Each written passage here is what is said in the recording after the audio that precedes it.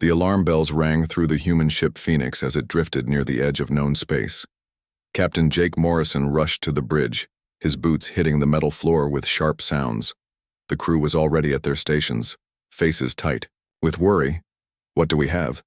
Jake asked as he dropped into his command chair. "Unknown signal coming in on all frequencies," said Danny Park from his communication station. His fingers moved fast over the controls. "It's strong, really strong, coming from somewhere in the outer rim." "Put it on screen," Jake ordered. The main display filled with an image that made everyone on the bridge go quiet. A massive reptilian face stared at them, eyes like burning coals. The creature's skin was dark green and covered in old battle scars. 4 arms moved as it spoke, each one ending in claws that could tear through steel. "I am Warlord Kethvar, ruler of 17 star systems and master of all who dwell within them," the creature said. Its voice was deep and cold. "Your species has been found. Your world has been marked. You will obey." Jake felt his stomach drop. This was what every human explorer feared. First contact with something that wanted to destroy them. The Warlord continued speaking. "Every 10 years I hold the Tournament of Supremacy on my world of Grimhold Prime. Each species under my rule must send their greatest warrior to face my champions. If they win, their people go free. If they lose, they serve me for another decade." Lisa Barnes, the ship's security chief, leaned forward in her seat. "Captain, we're picking up more signals, dozens of them. Other ships, other species."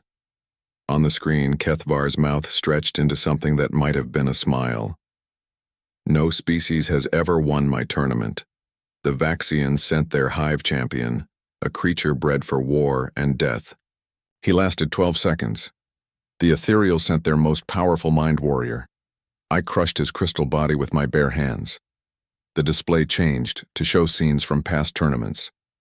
Jake watched in horror as massive alien warriors were torn apart by creatures even larger and more terrible. The arena floor was stained with the blood of 100 different species. "You have 30 of your days to choose your champion," Kethvar said. "Send your strongest, your fastest, your most deadly. It will make no difference. I have ruled for 300 years, and I will rule for 300 more." The transmission ended, leaving the bridge in dead silence. "Sir?" Danny said quietly. "I'm getting messages from other ships. Looks like every human vessel in this sector got the same transmission." Jake rubbed his face with both hands. "How many other species are out there?" "From what I can tell, at least 40 different civilizations. All of them sending the same message, don't even try. The tournament is a trap. No one wins." Lisa pulled up files on her workstation. "I'm looking at the combat footage now. These aren't just strong fighters. They're monsters. Enhanced with technology we can't even understand. Some of them are the size of buildings." Jake stood up and walked to the main display. The image now showed a star map with Grimhold Prime at the center. Red lines stretched out from it like a spider web, marking the borders of Kethvar's empire. 17 star systems, billions of enslaved beings. "Captain," Danny said. "Earth. Command is sending emergency signals. They want to know what we're dealing with." "Send them everything," Jake ordered. "Full sensor data, complete recording of the transmission, everything we've learned about this tournament." As Danny worked, Jake thought about what they were facing. Humanity had been in space for less than a century. They had no great warriors, no advanced weapons, no genetic enhancements like the older species. They were new, weak, and completely unprepared for something like this. "Sir," Lisa said, "I'm reading about the Karathi. They were a warrior species, spent thousands of years perfecting combat. Their champion was 8 feet tall, had 4 arms, and could punch through solid steel. Kethvar killed him in under a minute." More messages came in from other human ships. The civilian transports were panicking. Military vessels were running calculations and coming up with the same answer. Humanity had no chance. Jake watched the star map and felt the weight of his species' future pressing down on him. Somewhere out there, Kethvar was waiting. The Warlord had ruled for 3 centuries by crushing hope, by showing every species that resistance was useless. The Draconis Confederation tried to rebel 50 years ago. Lisa continued reading. They thought they could ignore the tournament, fight back with their whole fleet. Kethvar destroyed their homeworld and enslaved the survivors. The tournament isn't just about one fighter. It's about showing everyone that he can't be beaten. Danny looked up from his station. Captain, we're getting reports from the Rim colonies. Some of the governors want to surrender immediately. Others are talking about running, abandoning human space entirely. Jake knew they didn't have much time. Earth Command would expect answers, plans, solutions. But what could they do? Send their best soldier to die in an alien arena while the rest of humanity waited to become slaves? Keep monitoring all channels, Jake said finally. I want to know everything about this tournament, every species that's tried to win, every failure. If we're going to die, we're going to die understanding our enemy. The bridge crew returned to their work, but Jake could see the fear in their faces. They all knew the truth. Humanity was about to face something that had defeated every other species in the galaxy. The tournament was coming and they had no idea how to win. Earth's Emergency Council met 3 days after the Phoenix sent its report. The giant chamber filled with voices as representatives from every human colony argued about what to do. General Kate Sullivan stood at the center podium, her uniform perfect despite working for 72 hours straight. We have analyzed every piece of data from the tournament, she said. The conclusion is clear. We need our strongest enhanced soldier, full combat armor, and every weapon we can carry. Colonel Ryan Brooks stepped forward with a holographic display. I recommend Sergeant Alex Carter from the Mars Defense Corps. He's 8 feet tall, enhanced, muscles, reinforced bones, and neural combat implants. If anyone can survive this, it's him. Other voices joined in. Admiral Susan Price wanted to send a team instead of one fighter. Dr. Helen Walsh suggested using robots or artificial intelligence. Everyone had ideas, but they all came down to the same thing, trying to beat the Warlord with bigger weapons and stronger soldiers. Maya Chen sat in the back of the observer section, barely noticed by anyone important. At 19, she was the youngest person in the chamber. She had come with her professor, Dr. Elena Rodriguez, who studied alien biology at the Mars Colonial Academy. Maya watched the debate and felt her stomach turn. Every plan they discussed was exactly what 40 other species had tried. Bigger fighters, better weapons, more technology. All of them had failed. The Karathi sent warriors that could punch through tank armor, Dr. Rodriguez whispered to Maya. The Zephyrians sent creatures that moved faster than human eyes could follow. The Titans sent fighters the size of buildings, all dead within minutes. Maya nodded but said nothing. She had spent 3 years studying the old combat records, not for military reasons but for her research into ancient human fighting styles. Her grandfather had taught her something that seemed to be forgotten in the age of space travel and enhanced soldiers. General Sullivan called for volunteers. Hundreds of soldiers stepped forward, each one trying to prove they were humanity's best chance. Maya watched them and saw the same thing in every face, the belief that victory came from being stronger than your enemy. The debate went on for hours. Military leaders presented their champions, scientists offered new weapons, politicians made speeches about human determination. But Maya kept thinking about something her grandfather had told her when she was 7 years old. True strength doesn't come from muscle or weapons, Henry Chen had said while teaching her basic moves in their small practice room. It comes from understanding how force works, and knowing that sometimes the best way to win is not to fight at all.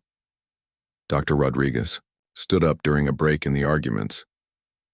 May I present a different approach? The chamber grew quiet.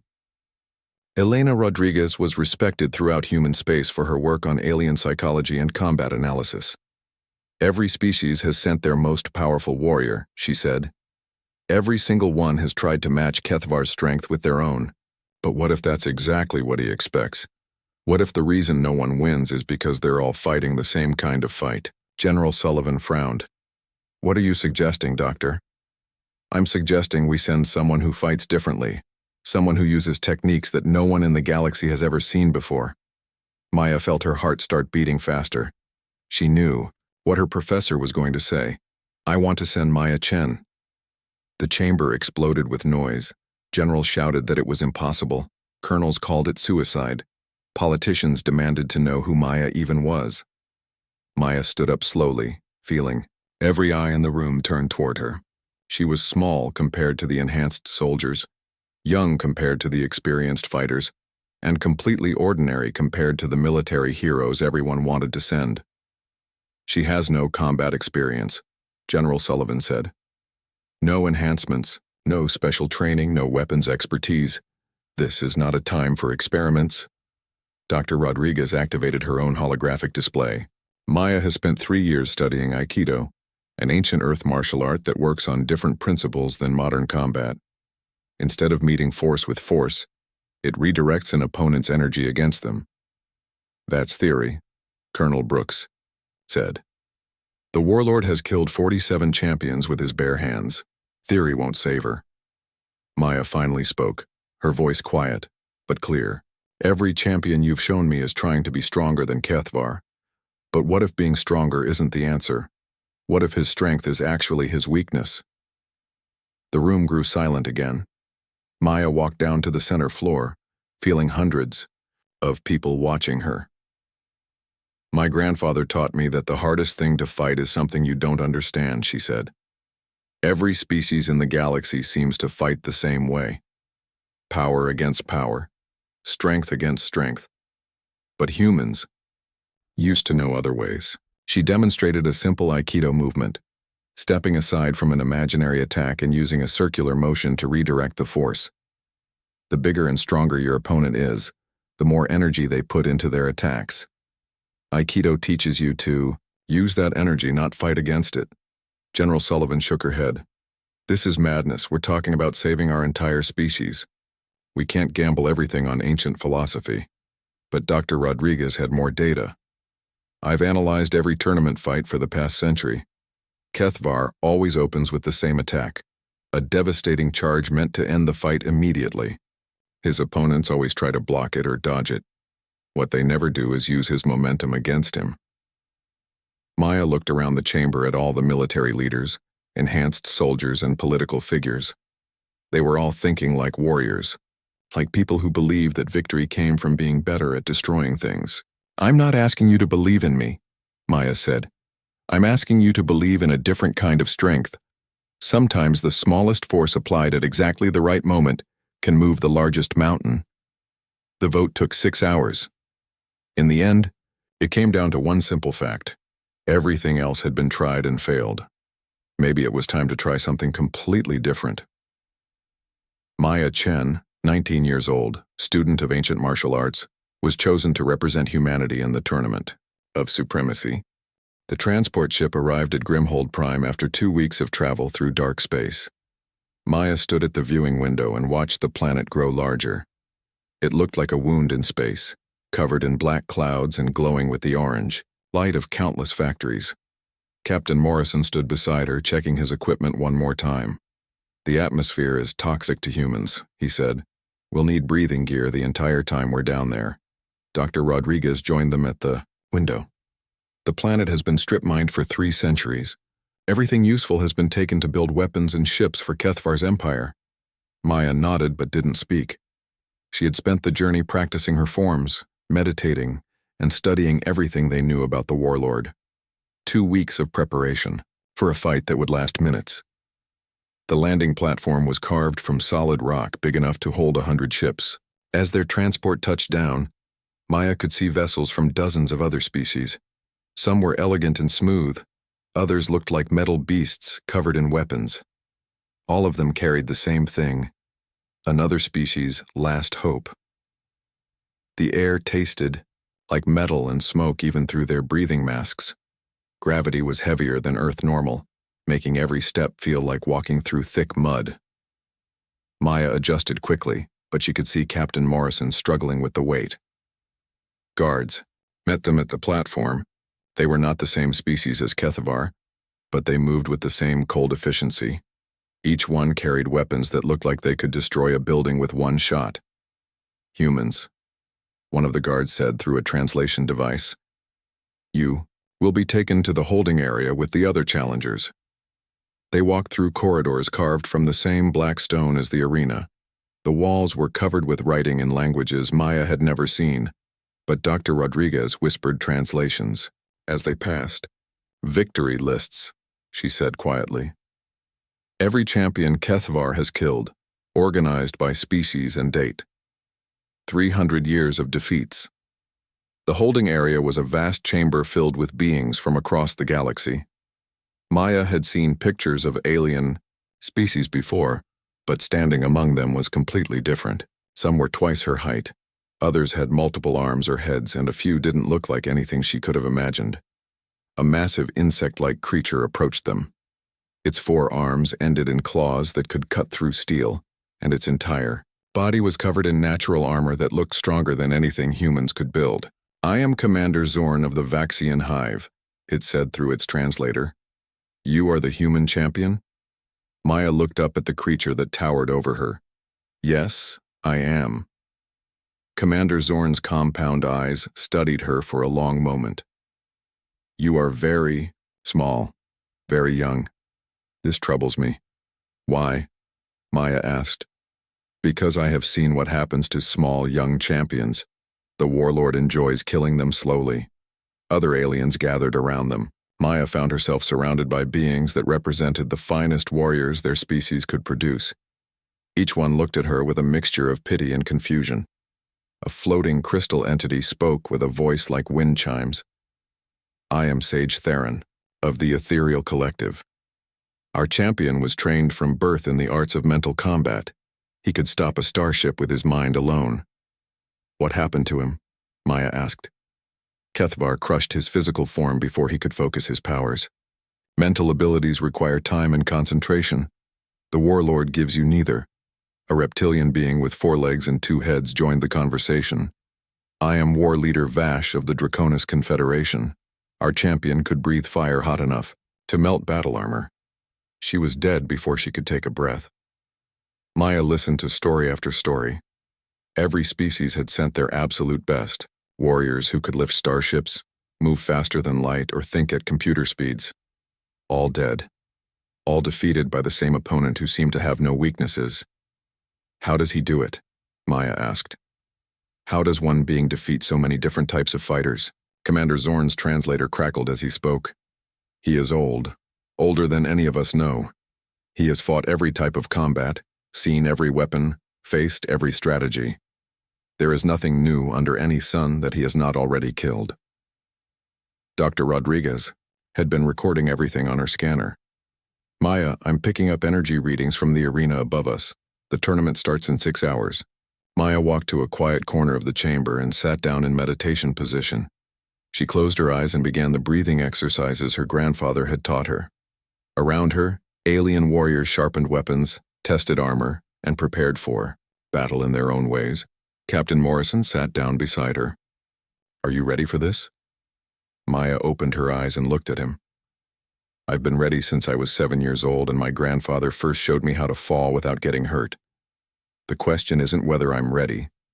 The question is whether everyone else is ready for something they've never seen before." A new sound echoed through the chamber. It was deep and rhythmic, like a massive heartbeat made of drums and metal. The alien warriors all went quiet, and Maya could feel fear rising from them like heat. "The summoning drums," Sage Theron whispered. "Kethvar calls his champions to the arena." Maya stood up and walked toward the exit tunnel. Behind her, dozens of alien warriors watched her go. Some whispered prayers in languages she couldn't understand. Others simply stared, wondering if they were watching the last human they would ever see. The tunnel led upward through the black stone, growing brighter as it approached the surface. Maya could hear the sound of 100,000 voices ahead of her, all waiting to watch another species lose hope. She thought about her grandfather's words one more time. "The strongest tree is not the one that never bends. It's the one that bends with the wind and never breaks." The tunnel ended at a massive metal door covered in the same alien writing as the corridors. Maya placed her hand on the cold surface and felt it begin to open. Beyond the door waited the arena, the Warlord, and the moment that would decide the fate of humanity. The arena was carved from the heart of a mountain. Black stone walls rose up in circles packed with 100,000 beings from across the galaxy. Their voices created a sound like ocean waves, but Maya could feel the fear and hopelessness behind the noise. She stepped onto the fighting floor and looked around. The ground was made of the same black stone, polished smooth by 3 centuries of combat. Dark stains marked places where champions had fallen, and Maya tried not to think about what those stains represented. Captain Morrison and Dr. Rodriguez sat in the diplomatic viewing area with representatives from the other enslaved species. Maya could see them through the crowds, tiny figures among the masses of alien beings who had come to watch another defeat. The crowd grew quiet as massive doors opened on the opposite side of the arena. 4 figures walked out, each one larger and more terrifying than anything Maya had imagined. These were Kethvar's champions, the creatures who fought before the Warlord faced his opponents personally. The first champion was a mechanical being, 12 feet tall and covered in weapons. Its red eyes scanned the arena as guns and blades extended from its arms and shoulders. Maya had read about the Karathi warrior who faced this machine. The fight lasted 8 seconds. The second champion looked like a living shadow with burning, yellow eyes. It moved without making sound, flowing across the ground like liquid darkness. The ethereal sage had tried to attack its mind, but shadows don't think the way living beings do. The third champion was something that might have once been alive. Now it was a collection of bones and metal held together by energy fields. Its skullhead turned toward Maya, and she felt cold fear run down her spine. This thing had killed the Draconis fire breather before she could even open her mouth. The fourth champion was the worst of all. It looked almost human, but wrong in every detail. Too tall, too thin, with arms that hung down to its knees and fingers that ended in claws. Its face was a horrible copy of human features, like someone had tried to make a person from memory and gotten everything slightly incorrect. But Maya barely noticed the champions, because now the Warlord himself entered the arena. Kethvar was everything the transmission had shown and worse. 12 feet of muscle and scales, 4 arms that could crush starship hulls, and eyes that burned with 3 centuries of victory. Scars covered his body like a map of every species he had conquered. Each mark represented someone's hope that had died in this arena. The Warlord's voice boomed across the arena without any need for amplification. Another decade. Another group of fools who think they can challenge me. Look around you, little champions. See the faces of those who thought their strength was enough. Maya looked up at the crowds and realized that most of the beings watching were not spectators. They were slaves, forced to watch their champions die as a reminder of their own powerlessness. Today we have 43 challengers, Kethvar continued. 43 species who still believe that muscle or technology or speed can defeat 300 years of experience. As always, they are wrong. The first fight began immediately. A crystalline being from the shard worlds faced the mechanical champion. The crystal warrior moved with perfect grace, its body refracting light into rainbow patterns as it danced around the machine's attacks. For a moment, Maya thought it might actually win. Then the machine's weapons all fired at once, the crystal being shattered into 1,000 pieces that scattered across the arena floor like broken glass. The second fight lasted even less time. A massive creature with 6 arms and natural armor like a tank charged at the Shadow Champion. The shadow simply flowed around the attack and somehow drained all the life from its opponent. The 6-armed giant collapsed like an empty shell. Fight after fight followed the same pattern. Each challenger had abilities that seemed impossible, strength that could move mountains, speed that blurred the eye. All of them died within minutes, sometimes within seconds. Maya watched every fight and began to understand something important. The champions were not just strong. They were designed to counter specific types of attacks. The machine killed anything it could target. The shadow destroyed anything that tried to grab or hit it. The bone creature absorbed energy attacks. The false human moved in ways that confused opponents who expected human behavior. But there was something else Maya noticed that seemed to escape everyone else in the arena. Each champion fought the same way Kethvar did. They relied on overwhelming force, speed, or special abilities to end fights quickly. They expected their opponents to meet them with similar power. None of them knew how to deal with something different. Human champion, Kethvar called across the arena. Maya realized that only 3 challengers remained. Herself, a massive bear-like creature from the Ursa systems, and something that looked like living metal from the core worlds. The bear creature went first. It stood 15 feet tall and moved, with surprising speed for something so large. Its roar shook the arena walls as it charged toward the bone champion. Maya watched the bone creature simply step aside and touch the bear's head as it passed. The giant creature fell dead instantly, its life force completely drained. The metal being faced the false human champion. It moved like liquid mercury, changing shape to avoid attacks and reforming to strike back. For almost a full minute, it seemed like the fight might go differently. Then the false human did something impossible with its joints, moving in a way that no living thing should be able to move, and tore the metal being apart with its claws. Now, only Maya remained. Kethvar walked toward the center of the arena, his 4 champions spreading out behind him. And now we come to the humans, the youngest species to join my empire, and perhaps the most foolish. They have sent me a child. Maya walked to meet him, her steps calm and measured. Around the arena, 100,000 beings watched in silence. She could feel their pity, their certainty that they were about to witness another pointless death. "Tell me, little human," Kethvar said, his voice like grinding stone. "What makes you think you can succeed where 46 others have failed?" Maya looked up at the Warlord and spoke clearly enough for her voice to carry across the arena. "Because I'm not trying to be stronger than you." Kethvar laughed, a sound like breaking mountains. "Then you are even more foolish than the others. Strength is all that matters here." Maya took a fighting stance that looked nothing like the combat forms the arena had seen before. Her feet were positioned at angles, her arms relaxed but ready, her center of gravity low and balanced. "My grandfather taught me that the strongest force can be defeated by understanding how it works," she said. "You've ruled for 300 years because every challenger has tried to fight you the same way. But I'm not here to fight you at all." The Warlord's eyes narrowed. "What?" "I'm here to let you defeat yourself." Kethvar roared with rage and charged across the arena floor, his massive form moving faster than anything that large should be able to move.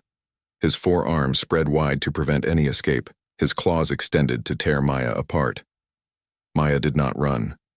She did not try to block. She did not attempt to match his charge with an attack of her own. Instead, she took one small step to the side. Maya's step to the side was so small that many in the crowd missed it completely. But Kethvar's massive charge carried him past her like a runaway train. As his leading shoulder came level with her position, Maya placed one hand gently on his arm and used his own momentum to guide him into a perfect spiral.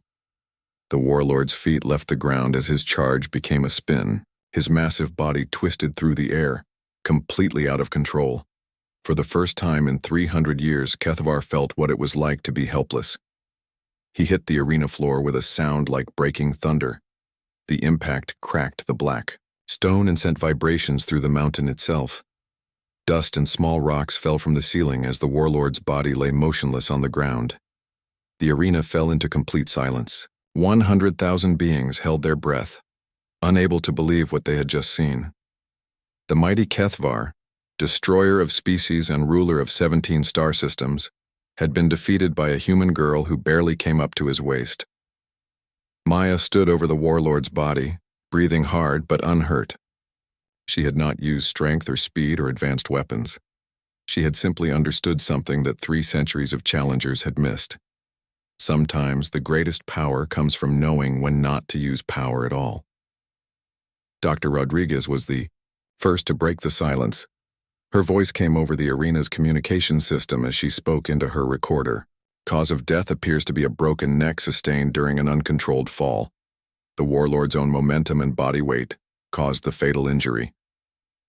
Captain Morrison stood up in the diplomatic viewing area, his face showing amazement and relief.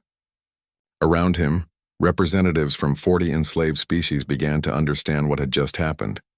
Their tormentor was dead. Their chains were broken. The first sound came from the Vaxian section. Commander Zorn clicked his mandibles together in what Maya realized was laughter. The sound spread to other sections as beings who had lived in fear for decades suddenly remembered what hope felt like. Then the roar began.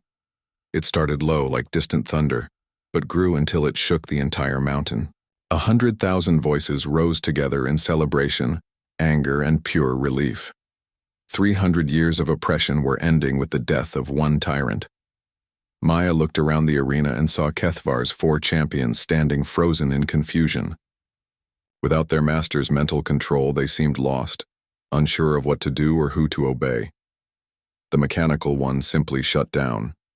The shadow creature began to fade away. The bone champion collapsed into a pile of dust. The false human started, changing, its twisted features becoming more normal as whatever force had shaped it disappeared. But the real change was happening in the stands. Beings who had been slaves for generations were standing up, looking at each other and realizing they outnumbered their guards by thousands to one. The ethereal sage, Theron, floated down from the viewing area, his crystal body glowing brighter than Maya had ever seen. "How?" he asked. "How did you know that would work?" Maya wiped sweat from her forehead and looked at the warlord's body. "My grandfather taught me that every technique has a counter, every strength has a weakness." Kethvar's strength was his absolute confidence in his own power. He had won so many fights by charging straight at his enemies that he never learned how to stop or change direction. More aliens gathered around her. The massive bear-like creature she thought had died earlier turned out to be alive but unconscious. The metal being was reassembling itself from scattered pieces. Somehow defeating Kethvar had broken whatever power his champions used to kill their opponents. "But you could not have known it would work," Commander Zorn said as he approached. "You risked everything on a guess." Maya smiled for the first time since arriving at Grimhold Prime. "It wasn't a guess. I spent 3 years studying every fight, every defeat, every mistake. Kethvar always opened with the same attack because it always worked. He never had to learn anything else." Dr. Rodriguez reached the arena floor with several other human diplomats. "Maya, we're getting reports from across the planet. The slave populations are rising up. Without Kethvar's mental domination, his entire control, structure is collapsing." Captain Morrison activated his communicator. "Phoenix to all human vessels, the tournament is over. Repeat, the tournament is over. Humanity is free." But Maya was already thinking beyond humanity's freedom. She looked around at the representatives of 43 different species, all of whom had just watched their greatest fears disappear in a matter of seconds. The tournament rule said that victory meant freedom for all enslaved species. She said loudly enough for everyone to hear. Not just the winner's people, all of them. The celebration grew even louder as the meaning of her words sank in. 17. Star systems. Billions of enslaved beings. All free because a human girl had learned to redirect force instead of meeting it head-on. Sage Theron's voice carried over the noise. "The galaxy will want to study this technique you used, this Aikido. Many species will want to learn these principles." Maya nodded. "My grandfather always said that the best techniques are the ones you share. Keeping knowledge to yourself just makes the world more dangerous for everyone." As the arena emptied and former slaves began the work of building new governments and new lives, Maya sat down on the cracked stone floor next to Kethvar's body. She felt tired, relieved, and somehow sad. The warlord had been a monster, but he had also been a living being who had chosen the wrong path. Dr. Rodriguez sat down beside her. "What are you thinking about?" Maya looked up at the damaged ceiling, where sunlight was beginning to shine through cracks in the rock. "I'm thinking about my grandfather. He always told me that the goal of martial arts isn't to defeat your enemies.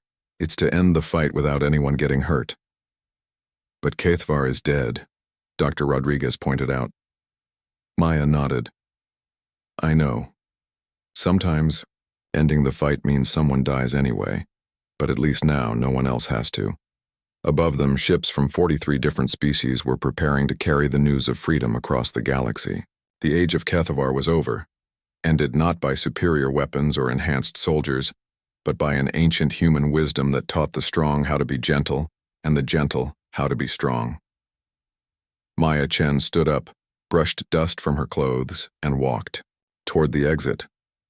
She had classes to attend back on Mars, and her grandfather's teachings to share with anyone who wanted to learn that sometimes the smallest force, applied at exactly the right moment, could change everything.